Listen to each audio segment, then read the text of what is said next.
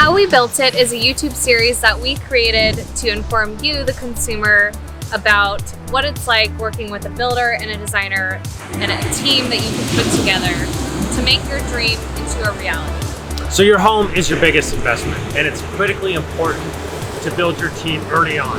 Designer, a builder, yourself and your idea, and as a team, we're gonna take this from concept to reality and your forever home. So we're glad to be back here with a finished product, a remodel we did here at Arroyo Grande for some clients, Rick and Barb. They're actually from the Bay Area, and they were brought to us as a referral, which a lot of our clients come from. So they came to us with a permitted set of architectural drawings that they had spent a lot of time with, really laying out what their future kitchen and interior remodel was going to be. They were excited, but they don't live in the area, which presented some challenges. So as we looked at the plans, some of the things just weren't coming together, and so that's when Ariana and Honeycomb Home Design got involved and really kind of tried to help remap the layout and the way the project was going to look.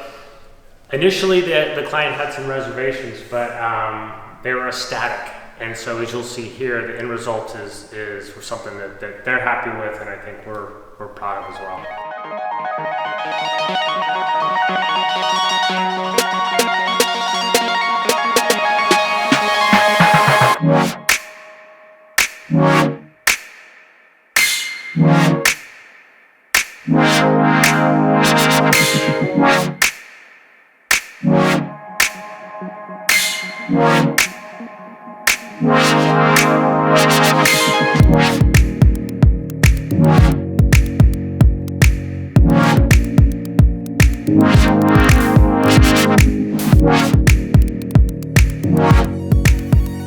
So when we first met with Barb and Rick, which was back in December of last year, we talked about what they didn't like about their current floor plan. We looked at their architectural plans that they had, and we talked a little bit about aesthetics, but I knew looking at the plan that they had, they wouldn't be happy once we finished this entire project based on their needs. They entertain a lot, they have a big family. This is going to be the central point of where the family's going to come and visit. So we wanted to make sure it felt very open. And as you can see in the initial video on our episode 1, we were dealing with a lot of weird angles and not a lot of great storage and not a very open plan. And so it took some coaxing and showing on renderings, which we do, why this could be a lot better and why this is going to be more advantageous to you if we open this up. And Chad will talk about some of those structural constraints that we did have to deal with. Luckily, we dealt with them.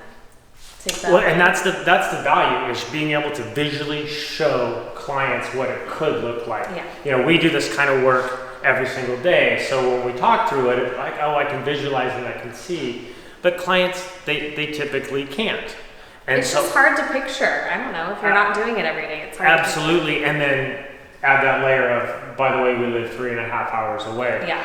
So the design was done, the architectural design was done very well, but being able to then add that interior design and the virtual reality renderings really made it come together. So one of the challenges was, and we're standing here now, was there was a wall that separated what was then the kitchen and the living room space, yeah, the formal living room. Which wasn't really even a dining room either. It was a weird space. Everything was just divided. And this was the biggie that we wanted to get removed. It opens up the space, and one of the concerns was it's just gonna feel huge, and what do we do with all this room, and am I too far away from the kitchen, and lack of privacy. But we talked through a lot of that together with the client. And that's where it's really a team approach, because it's one thing on a computer screen to delete and make the wall go away, but the reality of it, and especially in this case, was much different. So this is what's called a shear wall. And a shear wall, without getting too deep into the weeds, it's a real important wall. It's a real important wall. It's actually helping hold the house together, for lack of a simplified term. So in the process of taking that apart, it took obviously the interior design it took the architects being back involved and the structural engineers, and then obviously the contractor as a team figuring out how can we make this work. Yeah. And we did. Yeah. There's a cost to it, of course, but for the client standpoint, it was well worth it. And I think the result is just created this amazing space instead of having one kitchen and one living room to now more of a great open concept and a bonus room or a game room to boot for her piano. And I think they're very happy with it. So another thing that was a challenge in this space, and you'll see as we kind of walk through, the kitchen. So the kitchen had its own lovely bits of fun to deal with. And one of the main things that we wanted to do was straighten out the angles, which were here in the as-built plan. It was, or as-built, there were angles everywhere. We wanted to clean that up. We wanted to give her much more prep space so that when she's here cooking, her entire family can be here sitting and talking with her, because everybody knows the party happens at the kitchen. I think they're super pleased with how it turns out, especially the island, which is huge, huge island, and they have tons of seating around it. I mean, you can get maybe 2-3 more people on this side. So it is for sure going to be the party house. They know that. And I'm really pleased with the way that the kitchen turned out. Something to keep in mind too, and this is something that went from the design and it was very client driven as well, is maximizing your materials. So when you do something like a countertop, you know, those are sold by the slab, and so you purchase the whole slab, whether you use a corner of it or all of the slab.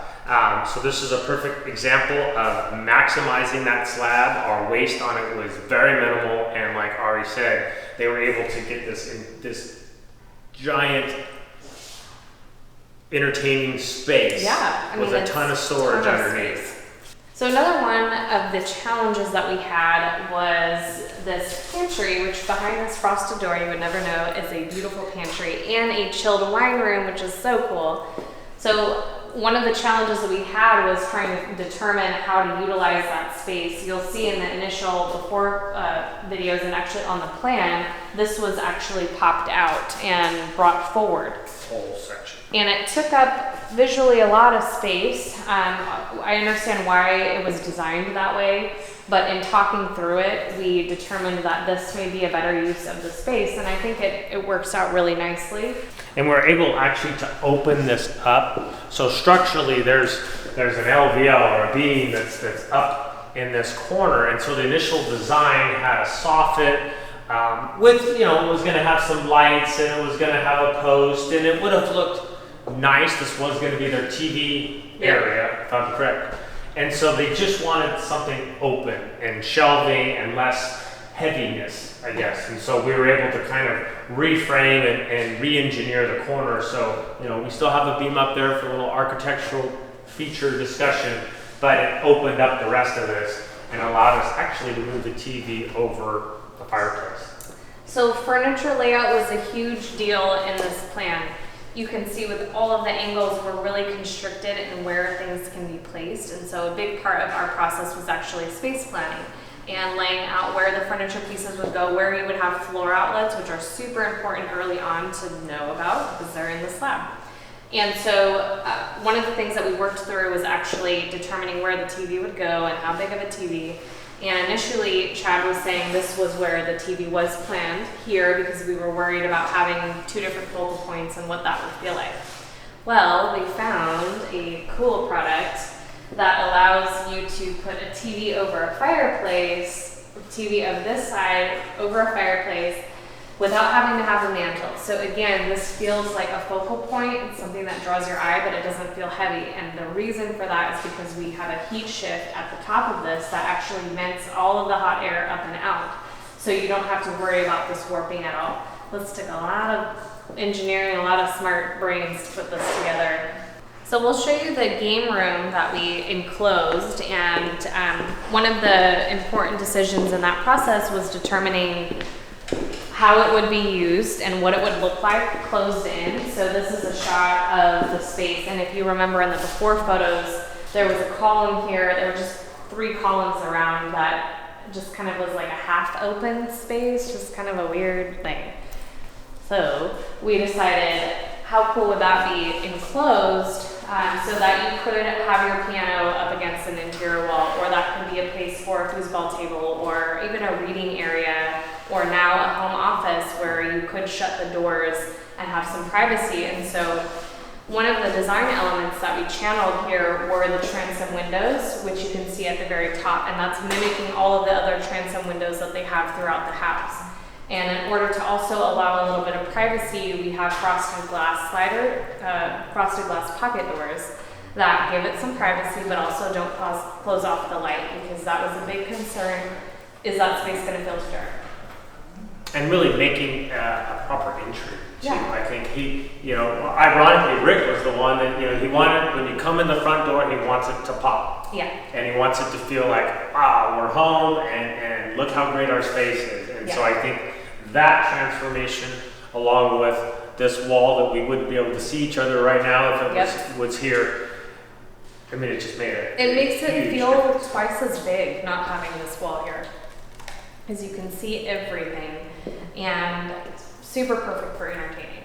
So this is the master bathroom, and this is one of the initial areas of the house that they wanted to change for sure. Yep. They did add a bathroom to the guest, but it was really the focus of the master, updating it, and the kitchen, which we've talked about. The biggest challenge, as you'll see in the before pictures, was, and we see this in a lot of homes of this period, is the great big jacuzzi tile tub deck, and then kind of a stall shower that is adjacent to it, not necessarily a part of it, with the cool glass and shiny brass frame. But brass is bad, so I've got to be careful. Not that brass. Not that brass. 80s It's not that. So they were looking to kind of update this, make it more functional, make it a bigger shower that was a focal point, and then ironically add some more space in the closet, which is, if you look at the before, the stall shower was here, and then the tub, and so we kind of optimized the space in the closet, and then obviously refreshed the finishes and the cabinets. And yeah, we had some fun with finishes here. You'll see the vanity we kept within the same style as the kitchen, so it's a slab front cabinets, but we did a really cool metallic finish, which I thought worked really well with the granite that they had picked, and I actually think the granite is beautiful, and I think it works really well with all of the other complements that we put in. So everything has a little bit of gray in it. It's definitely more on the contemporary side, but again, it's following suit to what we've already done in the kitchen. And we brought some of the brush nickel finishes in here as well. You'll see on the shower, it's trimmed out in Schluter, which is super clean. There's no minimal grout joints. And I think it came together really, really well. And the closet is ample storage for both him and her. I think Rick's space is a lot smaller than Barb's, but that's okay. That's fine. She needs more space. And I think it all came out really well. Another thing we did in here, we do a lot in master baths, is it actually has a heated floor. And especially on a slab foundation or a concrete foundation, you put tile on that and it's cold. It's cold. Especially in the mornings or in the late evenings, if you get up in the middle of the night and you're barefoot and it's cold. So the nice thing about radiant floor, it's on its own thermostat, and you can set it to whatever temperature you want. Yeah, it can come on in the morning, off during the day, on in the evening. Yep. And so that's a feature that we see on a lot of our custom projects, and specifically the master bath. Even actually sometimes throughout a whole house is on a slab for that warming effect on tile. Especially around here, because we get a lot of that morning fog, and sometimes it can be cold throughout the whole day, and so cold for us, I should say. Mm-hmm. So it's nice to have the heated floors, and it's really not that much more expensive. It's just something that has to be thought through ahead of time. Thank you all for checking in today of episode 3 of How We Built It. We hope you enjoyed, and it's always fun to see your comments and reactions, so please subscribe to our channel and leave us your thoughts. This is a fun project. We love the work we do, and we're appreciative of any comments, as already said. Thank you for watching How We Built This. We hope that you learned something. Please subscribe or leave us a comment on our YouTube channel, and let us know if there's anything you'd like us to cover in the future.